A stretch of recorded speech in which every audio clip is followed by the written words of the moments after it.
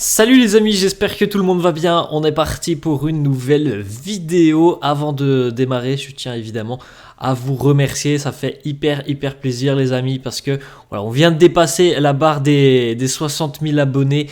Donc merci à vous tous, ça me touche énormément d'avoir autant de soutien sous mes vidéos parce que voilà, j'avais commencé la chaîne je crois il y a 3 ans maintenant et on avait commencé au tout début avec quasiment aucun abonné, donc on est maintenant 60 000 au bout de 3 ans, vous êtes toujours autant à me donner beaucoup de force, beaucoup d'envie tout simplement aussi de continuer à vous proposer des informations de l'actualité autour du Real.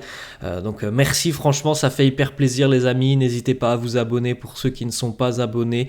Voilà, vous êtes vraiment géniaux, merci sincèrement parce que ça donne vraiment envie de continuer, de poursuivre un petit peu cette série quotidienne qui nous lie, vous comme moi, depuis à peu près 3 ans maintenant. Un grand merci les amis, ça fait vraiment hyper plaisir d'avoir autant de soutien. On va démarrer avec les deux unes des quotidiens madrilènes, le quotidien AS et le quotidien Marca. AS qui consacre sa une donc aux échéances internationales avec notamment la sélection espagnole qui va affronter le Brésil, mais le quotidien AS annonce surtout qu'il va y avoir encore évidemment des problèmes en ce qui concerne l'obtention de certains joueurs par la sélection espagnole pour les JO.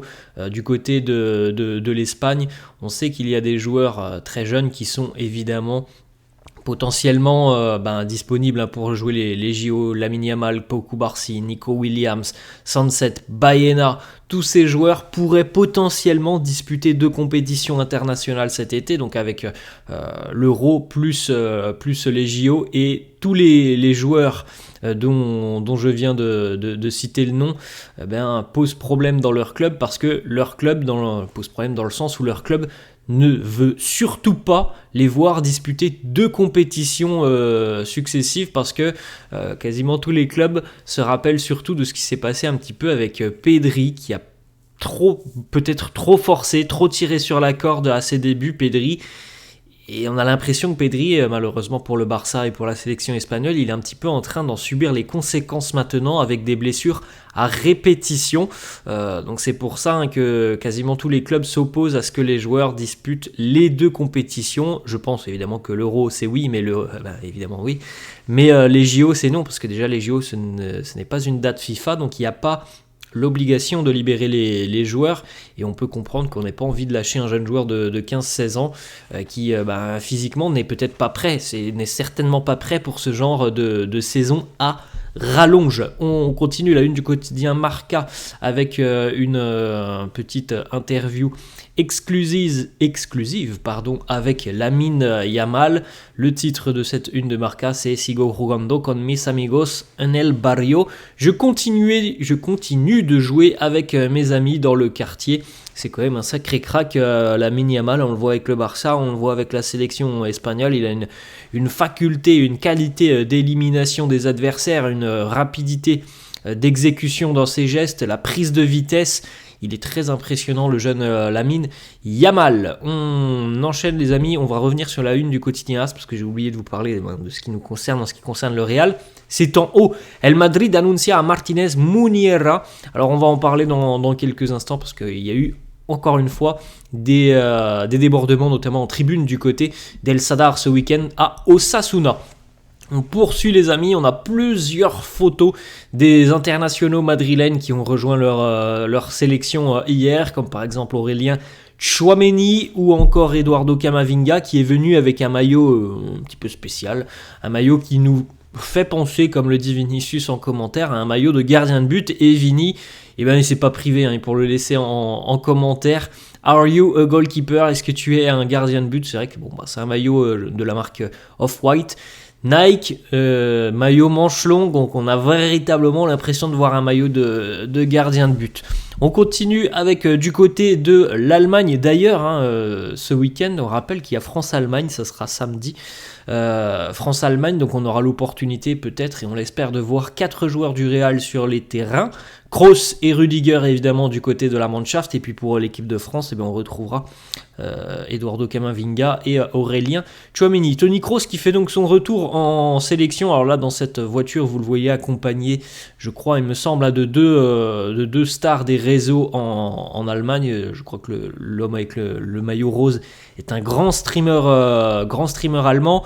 Ensuite, Toni a été aperçu, et évidemment, il y a eu une vague de personnes qui sont arrivées directement lorsque Toni est arrivé dans le centre-ville de Francfort, et que, en plus de ça, grâce à l'équipementier Adidas, il a pu jeter des maillots, les maillots roses, les maillots extérieurs de la sélection allemande. Il en a jeté dans le public qui était présent.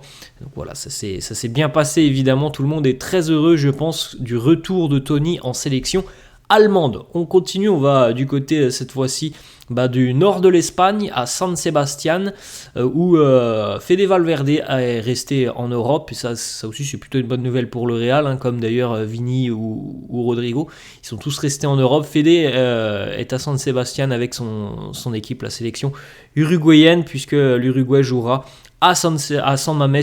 Ça sera ce week-end. On a du côté de l'Espagne Dani Carvajal et Rosselló. On rappelle que l'on a un match exceptionnel au Bernabéu.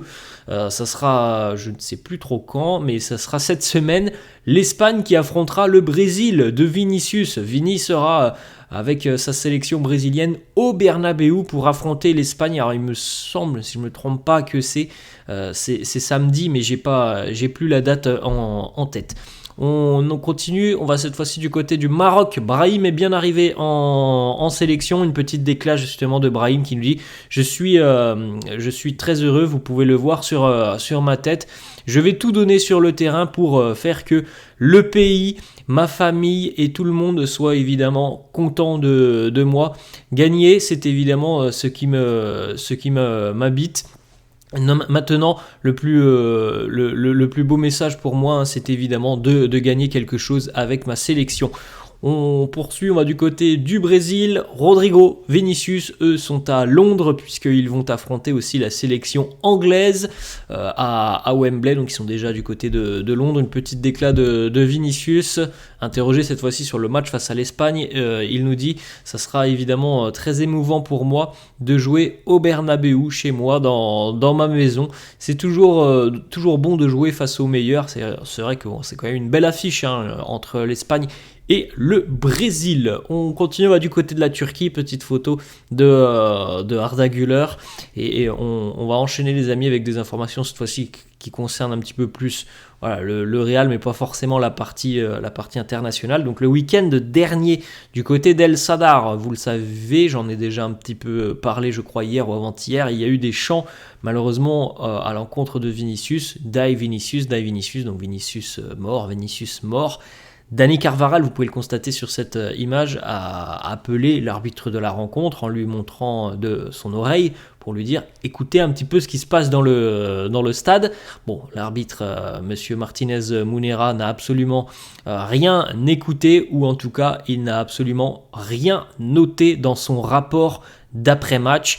Donc du côté du Real, on va déposer une plainte formelle contre l'arbitre, parce que si tous les joueurs l'ont entendu sur le terrain, c'est quand même très surprenant que l'arbitre, qui est aussi dans son rôle d'écouter un petit peu ce qui se passe en tribune. Alors je dis pas qu'il doit avoir l'oreille tendue auprès des spectateurs, mais bon là, franchement, c'est pas passé inaperçu les chants à l'encontre de Vinicius, et pourtant il n'a rien noté dans son rapport. Une information de Matteo Moretto qui nous annonce que Kylian Mbappé ne forcera pas les choses pour disputer les JO. Si le Real dit non, il ne disputera pas les JO. De toute façon, il n'a pas trop le choix en fait.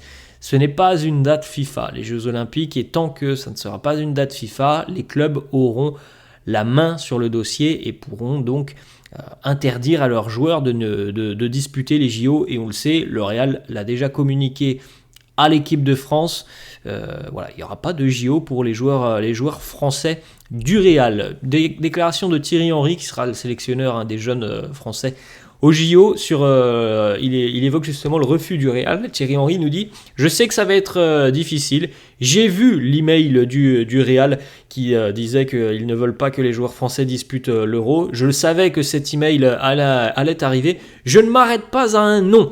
On verra ce que l'on peut faire, mais je sais que ça devient difficile. » Donc il nous dit tout de même Thierry Henry qu'il ne s'arrête pas à un non. Donc il a certainement envie de discuter peut-être en tête à tête avec les dirigeants du Real, mais je pense que la position est très claire du côté du Real. On ne libérera pas les joueurs. Autre déclaration, cette fois-ci, c'est Didier Deschamps qui nous parle un petit peu du refus du Real. Il nous dit « C'est une vieille décision. Celui qui décide, c'est Florentino Pérez. Aussi longtemps que les JO ne feront pas partie officiellement des dates FIFA, il peut et il a le pouvoir de ne pas laisser partir ses joueurs. » On termine les amis avec une petite information du côté de Félix Plettenhardt, journaliste Sky Allemagne, qui nous annonce qu'il y a de grandes chances que Joshua Kimmich quitte le Bayern cet été et qu'il y a à peu près 4 ou 5 clubs qui sont des destinations possibles pour le milieu de terrain allemand et le Real ferait partie de ces 5 clubs. Laissez-moi en commentaire les amis si selon vous Joshua Kimmich est une bonne opportunité mercato ou si selon vous on est peut-être déjà bien armé à ce poste. Laissez-moi en commentaire, c'est assez intéressant parce que bon, c'est pas tous les jours qu'il y a quand même ce profil de joueurs avec autant d'expérience qui sont disponibles sur le marché des transferts. Et normalement, Kimmich pourrait être disponible cet été à 1 an de la fin de son contrat. Voilà les amis, la fin de cette vidéo. J'espère que ça vous a plu. N'hésitez pas comme d'hab à lâcher un petit pouce bleu. N'hésitez pas non plus à vous abonner à la chaîne. Et encore un grand merci à tous ceux qui s'abonnent, à tous ceux qui me soutiennent. Je vous laisse, vous dis à la prochaine. Ciao!